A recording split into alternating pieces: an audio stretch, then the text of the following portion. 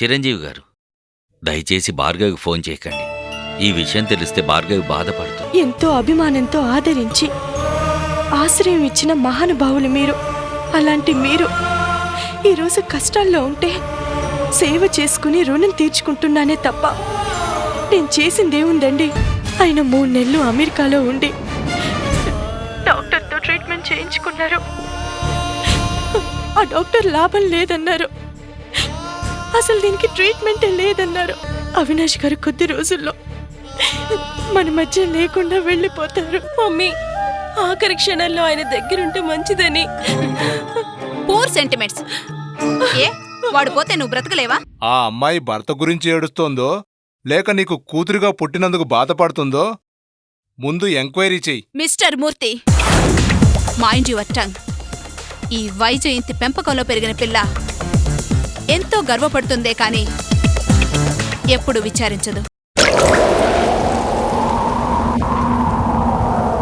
చి, ఎంత దారుణంగా మాట్లాడుతున్నావు వైజయంతి.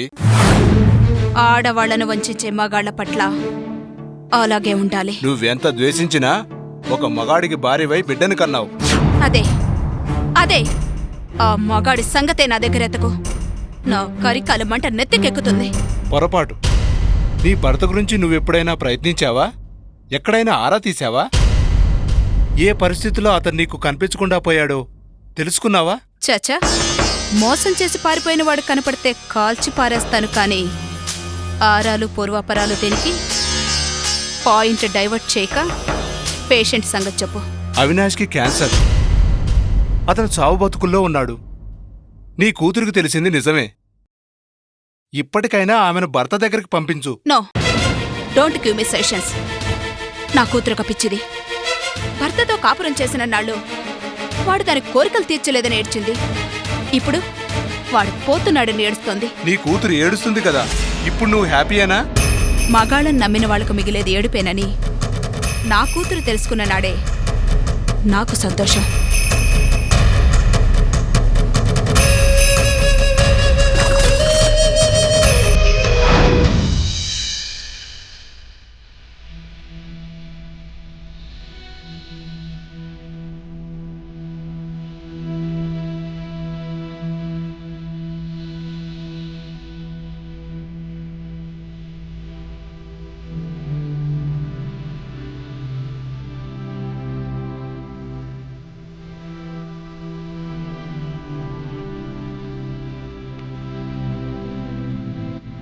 ఏంటండి ఇంకా నిద్రపోకుండా ఏదో ఆలోచిస్తున్నారు?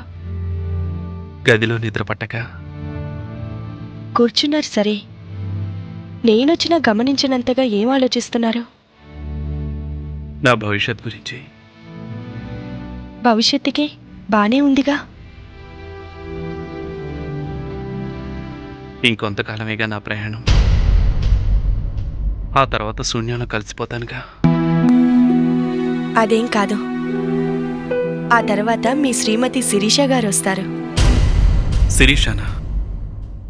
No, no chance. లేదు, వస్తారు.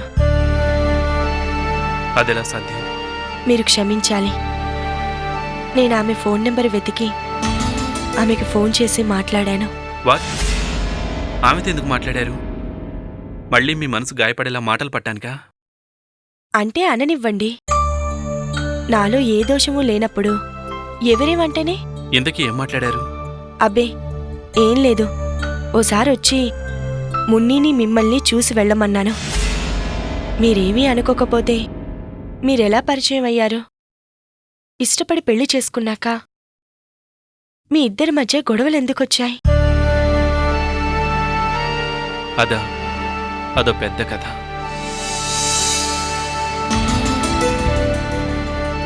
దయచేసి ఆ కథ ఏంటో చెప్పండి. ఒకవేళ అది మిమ్మల్ని బాధ పెట్టేదే అయితే. అదేం లేదు భార్గవి, చెప్తాను. అమెరికాలో జరిగిన ఒక బిజినెస్ కాన్ఫరెన్స్లో కలిసాం. ఆమె యాక్టివ్నెస్ చూసి నా లైఫ్ పార్ట్నర్గా చేసుకుంటే నాకన్నిట్లోనూ చేదోడు వాదుడుగా ఉంటుందనుకున్నాను. తర్వాత రెండో రోజే నా ప్రపోజల్ ఆమెతో చెప్పాను. అప్పుడు తెలిసింది ఆమె తల్లిచాటు బిడ్డ అని. వాళ్ళ మమ్మీ నన్ను ఇంటర్వ్యూ చేసి ఓకే చేశాకే మా పెళ్లి జరిగింది. ఆ తర్వాత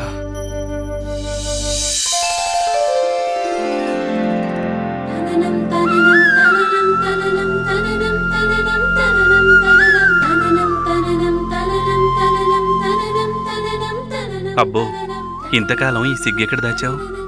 ప్రేమించి పెళ్లి చేసుకున్నంత మాత్రాన మొదటి రాత్రి ఆడపిల్ల సిగ్గుపడకుండా ఎలా ఉంటుందనుకున్నారు?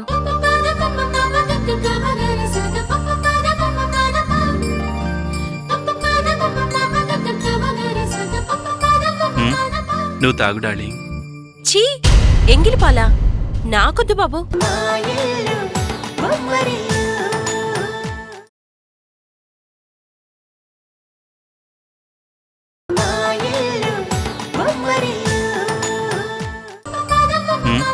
నువ్వు తాగు డార్లింగ్. ఛీ, ఎంగిలి పాలా? నాకొద్దు బాబు. తొలి రాత్రంటే భార్యాభర్తలు అన్నీ పంచుకోవాలి. ఆనందం, అనుభవం, అలాగే ఈ పాలు. నాకు ఇలాంటి డర్టీ ఫార్మాలిటీస్ అంటే అసహ్యం. ఓకే, నిన్ను ఫోర్స్ చేయను, సరేనా? అవినాష్, నీకు నిజంగా నా మీద అంత ప్రేముంటే నా కోరిక తీరుస్తావా? నీ కోరికేంటి? మనిద్దరి కోరిక తీర్చుకోవడానికేగా ఈ ఫస్ట్ నైట్. అబ్బా, జోకులు ఆపి ముందు నా మాటకి సమాధానం చెప్పండి. సరేలే, ఏంటో చెప్పు. ఇందాక మమ్మీ ఫోన్ చేసింది. మనిద్దరిని వెంటనే అమెరికాకి వచ్చేసేయమని చెప్పింది. మనం అమెరికాకి వెళ్ళిపోదాం అవినాష్. అక్కడ హ్యాపీగా మా మమ్మీ బిజినెస్లు చూసుకుంటూ హాయిగా ఎంజాయ్ చేద్దాం.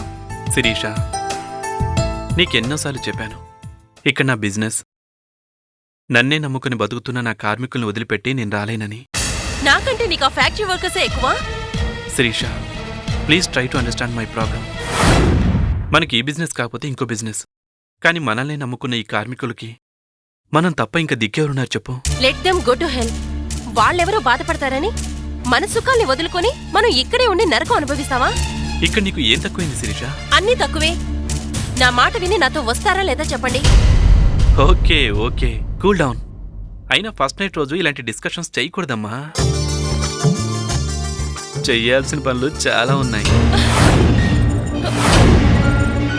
మీరు నా మాట వినేంత వరకు మీకు నాకు ఎలాంటి సంబంధం లేదు.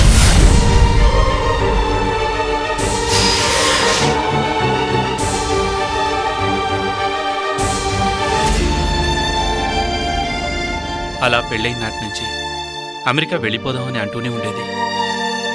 ఒక పక్క అభివృద్ధి అవుతున్న బిజినెస్, దానికి కారకులైన నా కార్మికులందరినీ కాదని వాళ్ళు నా మీద పెట్టుకున్న ఆశల్ని తుంచేసి ఫ్యాక్టరీ అమ్మేసి వెళ్ళిపోవాలంటే అది నా మనస్తత్వానికే విరుద్ధం. ఒకవైపు ఆత్మద్రోహం చేసుకోలేక, మరోవైపు ఆమె కోరిక తీర్చలేక నాలో నేనే నలిగిపోయేవాణ్ణి. ఆమెకు ఎన్నో విధాలుగా నచ్చజెప్పేందుకు ప్రయత్నించేవాణ్ణి. మరో రోజు ఏమైందంటే, ఈరోజు లేడీ డాక్టర్ దగ్గరికి వెళ్ళాను. మళ్ళీ రేపు వెళ్తాను. ఏ ఒంట్లో బాలేదా? నేను ప్రెగ్నెంట్. ప్రెగ్నెంట్ వా? What a good news! Congratulations. దేనికి కంగ్రాచులేషన్స్? రేపు వెళ్ళి అబార్షన్ చేయించుకుంటున్నాను.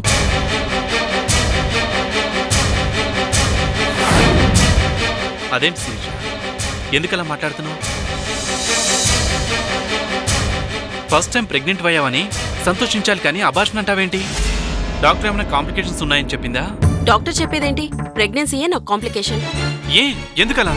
కాకపోతే ఏంటి, పెళ్ళైన వెంటనే పిల్లలు జల్లలు అంటే నా సోషల్ లైఫ్ కి బ్రేక్ పడిపోతుంది. I don't want this pregnancy. No, అలా అనుకో. భగవంతుడిచ్చిందని కాదనకూడదు. నీ సోషల్ లైఫ్కి ఏ ఆటంకం రాకుండా చూసుకుందాం. అలా అయితే అమెరికా వెళ్ళిపోదాం. అక్కడ లైఫ్ అంటేనే నాకు ఇష్టం. ముందు డెలివరీ కానీ ఈ శుభవార్త మీ మమ్మీతో చెప్పు.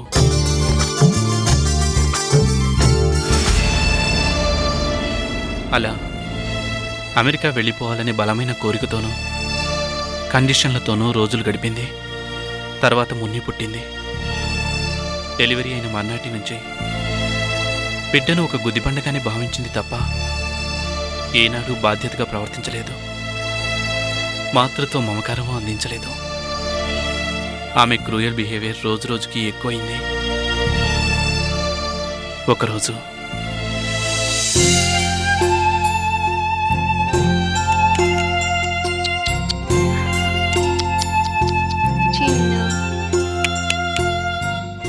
ఆయా ఎందుకు అర్జెంట్గా రమ్మని ఫోన్ చేశావు? పాపకి సాయంకాలం నుంచి బాగా జ్వరంగా ఉంది బాబుగారు. శిరీష్ ఏది? అమ్మగారు క్లబ్కి వెళ్ళారు. ఫోన్ చేసి పిలవలేకపోయావా? చేశాను సార్, కానీ సెల్ స్విచ్ ఆఫ్లో ఉంది. ఉండు, డాక్టర్కి ఫోన్ చేస్తాను.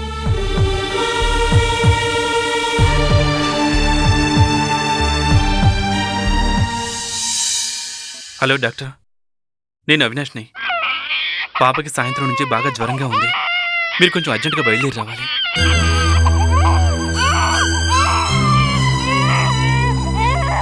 అయ్యా, ఒళ్ళు బాగా కాలిపోతుంది. ఐస్ వాటర్లో క్లాత్ తడిపి దాంతో ఒళ్ళంతా తొడు. ఆ పనే చేశాను బాబుగారు.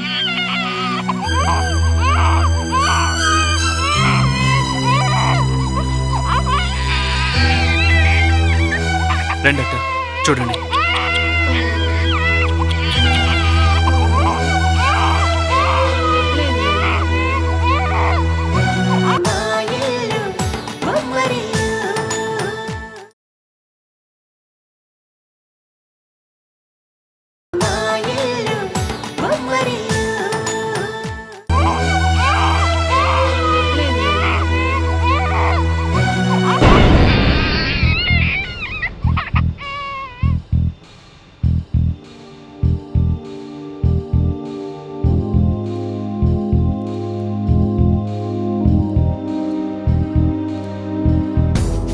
జ్వరం ఎప్పటి నుంచి?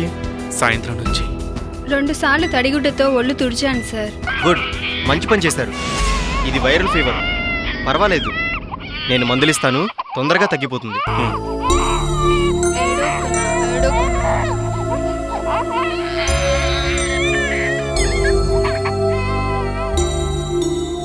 ఈ సిరప్ పాపకి 6 డ్రాప్స్ నోట్లో వేయండి. టెంపరేచర్ కంట్రోల్ అవుతుంది. సరేనండి. అప్పటికీ తగ్గలేదనుకోండి, గంటకోసారి రిపీట్ చేయండి. ఇదిగో ఈ మెడిసిన్స్ ఈ ప్రిస్క్రిప్షన్లో డీటెయిల్గా రాస్తున్నాను. కోర్స్ ఫాలో అవ్వండి. ఈ ఒక్క రాత్రి కోర్స్ స్పాంజింగ్ చేస్తూ ఉండండి. టెంపరేచర్ తగ్గిపోతుంది. రేపు వచ్చి ఇంజెక్షన్ చేస్తాను.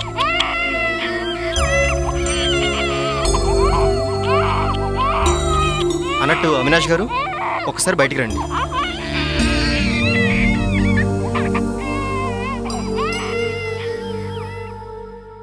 అవినాష్ గారు, పాప చాలా బలహీనంగా ఉంది. రెసిస్టెన్స్ పవర్ కూడా బాగా తక్కువగా ఉన్నట్టుంది.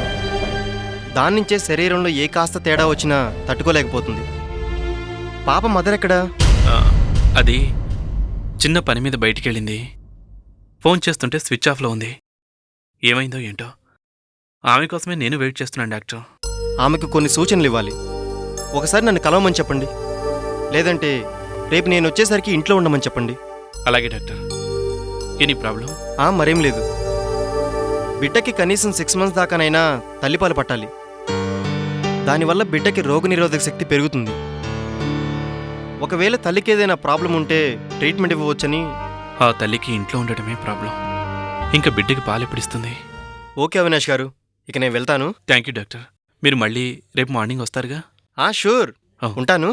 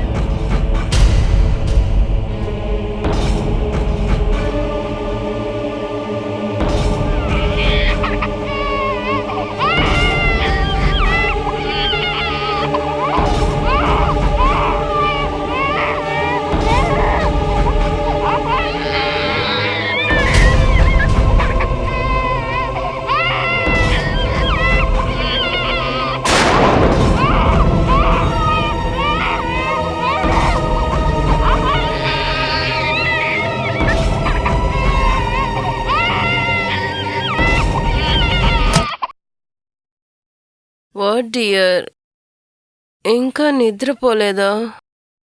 లేదు. ఓ ఈ పాటికి నిద్రపోవాలి కదా.